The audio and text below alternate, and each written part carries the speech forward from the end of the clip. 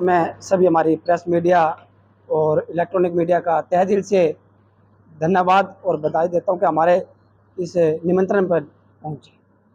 जी, आज हमने press conference ये बुलाई है, ये इसलिए बुलाई है कि हम आपके मीडिया के माध्यम से, जैसे हम अखबारों में देखते हैं, रोज़ देखते हैं कि जो हमारा रेलवे फाटक वाला मामला है, जो देवीलाल चौक वाला, इसके ऊपर काफ़ी 2 साल से देख रहे हैं कि अंडरपास बनना है और हमारे काफ़ी व्यापारी भाइयों ने भी और काफ़ी सामाजिक लोगों ने भी बड़ा संघर्ष कर रहे हैं और संघर्ष करते करते वो रोज़ देखते हैं कि वे कहते हैं कि जी आज इसका टेंडर पास हो गया।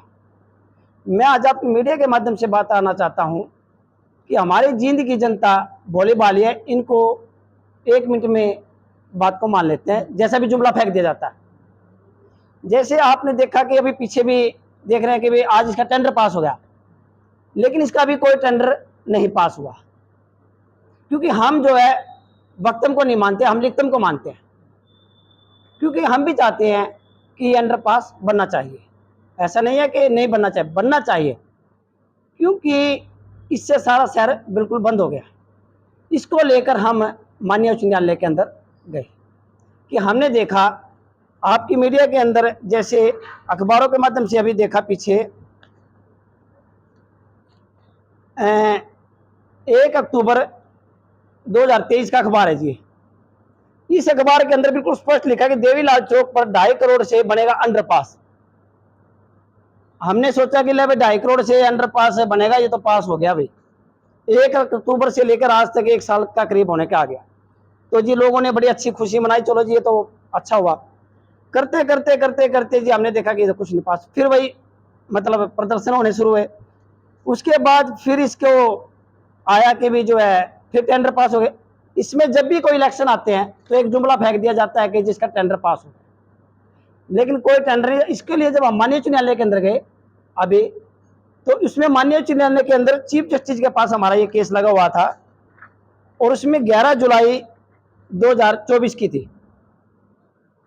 चीफ जस्टिस के पास हमारा केस लगा हुआ था। चीफ जस्टिस ने पूछा और जब लगा तो उसने कहा कि भी बताइए इसमें आपका अभी तक क्यों नहीं टेंडर पास हुआ और क्या नहीं हुआ। तो सीधा ही हरियाणा सरकार और सेंट्रल गवर्नमेंट के जो वकील थे उन्होंने कहा जी इसके अंदर अभी हमारा प्रोसीजर चालू है। तो प्रोसीजर का मतलब हम क्या समझेंगे, प्रोसीजर तो क्या पता 5 साल न चले, हमारे दिमाग के अंदर कोई प्रोसीजर आ गई तो प्रोसीजर तो उसको भी कहते हैं, लेकिन प्रोसीजर का मतलब ये नहीं है कि हम मानते हैं लिखतम की। तो उन्होंने कहा कि जी हमें 2-3 महीने का समय दीजिए और इसको हम कर देंगे। तो 2-3 महीने का उन्होंने समय मांग लिया। तो हाई कोर्ट के चीफ जस्टिस ने बड़ी, हमारे अधिवक्ता जो वकील थे उन्होंने कहा जी इससे सारा शहर ब्लॉक हो गया और शहर बड़ा परेशान है। तो हमारे चीफ जस्टिस थे बड़े, उन्होंने कहा कि भी इसको ये बताइए कब तक इसको बना के लाएंगे। तो हाई कोर्ट के जब चीफ जस्टिस ने अपना रुख अपना सख्त अपनाया तो उन्होंने कहा जी हम इसको 21 जुलाई तक का समय मांगा है, उसके अंदर हम इसको बना के भी ले आएंगे या टेंडर पास कर लेंगे, इसकी मतलब प्रतिक्रिया ले आएंगे।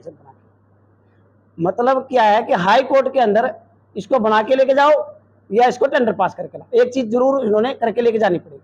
तो इससे क्या हुआ कि टेंडर तो पास हुआ ही नहीं भाई। जैसे हम अखबारों के अंदर देख रहे हैं कि टेंडर पास, अभी पीछे भी आपने देखा होगा कि अखबार के अंदर लड्डू बट रहे हैं जी। इसके अंदर लिखा कि 6.5 करोड़ से शहर में बनेंगे 2 अंडरपास। इसके अंदर हमारे विधायक जी भी हैं और महावीर कंप्यूटर जी व्यापार मंडल के, इन्होंने भी देखो लड्डू बन रहे हैं। लेकिन इससे क्या है कि जी ये अखबार है जी 22 फरवरी 2024 का, ये तो ताजा ही है। तो अब आ गया जी हमारा लगा के चलो अगस्त जी, फिर वही 1 साल होने का आ गया, तो टेंडर तो कहीं पास नहीं हुआ। तो हमारी सरकार से इसमें स्पष्ट है क्यों ऐसे जुमलेबाजी फेंक रही है। इलेक्शन आता है तब जुमलेबाजी हो जाती है। तो ऐसा सरकार के साथ हमारा बिल्कुल ये है कि इसको तुरंत प्रभाव से बनाया जाए और इसको जल्दी बनाया जाए तो जी बेस्ट है। इसलिए माननीय उच्च न्यायालय के अंदर हमें शरण लेनी पड़ेगी, जिसके लिए हम पब्लिक इंटरेस्ट में गए कि इसको तुरंत प्रभाव से बनाया जाए। क्योंकि अब आपने देखा होगा कि बिहानी रोड वाला मामला ले लो, 2 साल से जी वो बंद पड़ा है जी, उसके टेंडर भी पास हो गया और सारी चीज फिर बंद हो गया। अगर इसी तरह अगर इसका टेंडर पास हो गया तो हम हाई कोर्ट के अंदर इसलिए गए, अगर इसका टेंडर पास हो गया तो इसका टाइम बाउंड करवा देंगे भाई, कितने समय बनाएंगे।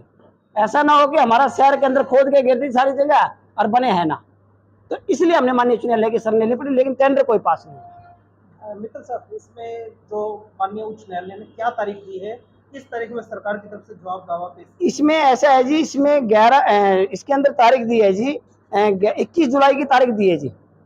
21 जुलाई, सॉरी एक मिनट, 21 नवंबर की, 21/11/2024 की तारीख दी है, जिसके अंदर इन्होंने जवाब दावा पेश करना है। और इसके अंदर हरियाणा सरकार से लेकर चीफ सेक्रेटरी हरियाणा सरकार और हमारे जींद के उपायुक्त महोदय सभी को इसमें पार्टी हमने बनाया था, जिसके अंदर सभी को नोटिस हुए हैं।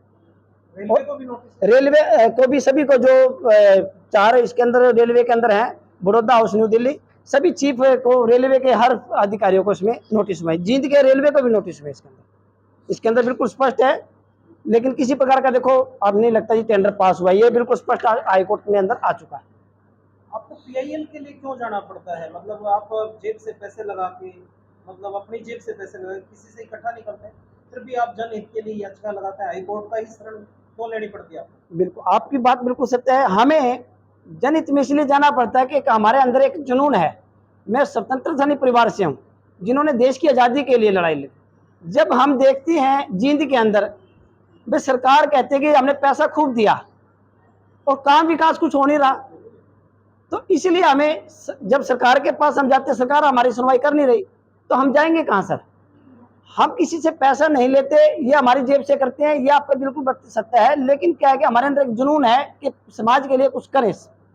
जींद के अंदर विकास कार्य जो हमारे रुके हुए हैं, जैसे आपके टेंडर को लेकर ले गए, तो इसीलिए हमने पीएल में जाना पड़ता है सर, क्योंकि सरकार सुन नहीं रही है हमारी।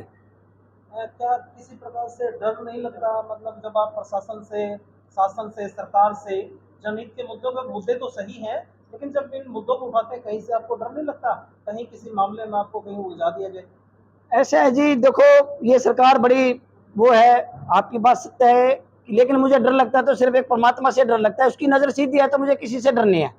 लेकिन प्रशासन के हाथ कटते हैं, लेकिन हम फिर भी क्या करते हैं कि अपने बचाव के लिए माननीय उच्च न्यायालय का सहारा लेते हैं। लेकिन अधिकारियों ने अपनी तरफ से कसर नहीं छोड़ते, क्योंकि अभी कुछ ही दिन पहले कुछ अधिकारियों ने मेरे ऊपर, मतलब, एक मुकदमा दर्ज करने के भी आदेश करे, और उन्होंने एक षड्यंत्र के तहत फंसाने की कोशिश करते हैं। लेकिन हम फिर भी डरते, हम खुले दिल से चलते हैं, लेकिन हम फिर भी माननीय उच्च न्यायालय का सहारा, फिर भी हम कानूनी प्रतिक्रिया में चलते हैं सर, इसलिए हमें डर नहीं लगता।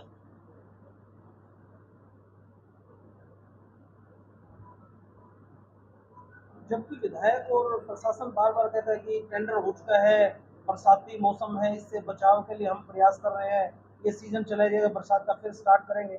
देखो सर, बटे हैं। देखो सर, इसके अंदर मैं स्पष्ट बताता हूँ, ना तो मेरा कोई राजनीतिक मुद्दा है, ना और सबसे बड़ी बात यह है कि चाहे विधायक को लिया कुछ हालिया जी, विधायक ने अगर करना होता, बरसात तो अब चालू होगी सर, ये तो एक बहाना है बरसात का। अगर काम चालू करना होता तो 2 साल से बंद पड़ा है। क्या जींद का विधायक सो हुआ था? हमने जींद के विधायक के ऊपर चिट्ठी डाली हुई है सर, ऐसा नहीं है कि जींद के विधायक को चिट्ठी डाली। जींद के विधायक को भी हमने, देखो, कब की चिट्ठी है, 8/1/24 को हमने जींद के विधायक को भी, कृष्ण मिड्डा जी को भी अवगत करवाया कि सर इसको बनाइए जल्दी। तो क्या हमारे जींद का विधायक सोया है? वह सरकार इनकी है, ऊपर से नीचे तक। ऐसा क्यों है कि शहर के अंदर 2 फाड़ कर रखी है? ये गलत है। लेकिन हमारे जींद के विधायक को इसके अंदर इन्वॉल्व होना चाहिए, लेकिन मुझे नहीं लगता कि जींद का विधायक चाहता है, ये सरकार चाहती है, इन्हीं की सरकार है, ऊपर भी नीचे भी, तो तुरंत प्रभाव से बन जाना चाहिए था। मित्तल साहब, अब आप माननीय उच्च न्यायालय में चले गए जी, फिर भी सरकार से कुछ उम्मीद लगाए बैठे हैं कि सरकार जागेगी, प्रशासन जागेगा, सर, कुछ इस पे निर्णय ले पाएगा? सर, मुझे नहीं लगता कि सरकार इस पर निर्णय ले पाएगा। क्यों नहीं? क्योंकि अब 3 महीने तो इलेक्शन के रह गए, और इलेक्शन की वजह से 4 संहिता लगी, फिर ये कहते हैं 4 संहिता लगी, ये तो एक जुमलेबाजी है। लेकिन हमें माननीय उच्च न्यायालय के अंदर विश्वास है, और माननीय उच्च न्यायालय के माध्यम से ही हम इसको बनवाएंगे, क्योंकि वहां तो इन्होंने स्पष्ट जवाब देना पड़ेगा। जब एक तो 4 करोड़ 11 लाख इन्होंने 1 साल पहले पास कर दिए कि भी हमने इसके अंदर बजट पास कर दिया, तो फिर किस चीज की देरी है सर? ये जुमलेबाजी किस चीज की? तो माननीय उच्च न्यायालय से आप किसी की जिम्मेवारी भी तय कराएंगे, जो जिनकी वजह से देरी हुई, जिनकी वजह से जनता की हरासमेंट हुई, क्या उनके लिए कोई जिम्मेवारी तय और उनके लिए पनिशमेंट का भी प्रावधान? बिल्कुल जाएंगे, बिल्कुल जाएंगे सर। हम इसके अंदर माननीय उच्च न्यायालय के अंदर हमने रखा भी है कि इनसे जवाब तलब किया जाए, इतनी देरी क्यों है, और उसके बाद हमने इसके अंदर टाइम बाउंड भी करवा रहे हैं, और सारी प्रतिक्रिया वहाँ हम प्रशासन के जो अधिकारी, उच्च अधिकारी जिसमें लापरवाह हैं, उनके खिलाफ भी हम जा रहे हैं सर।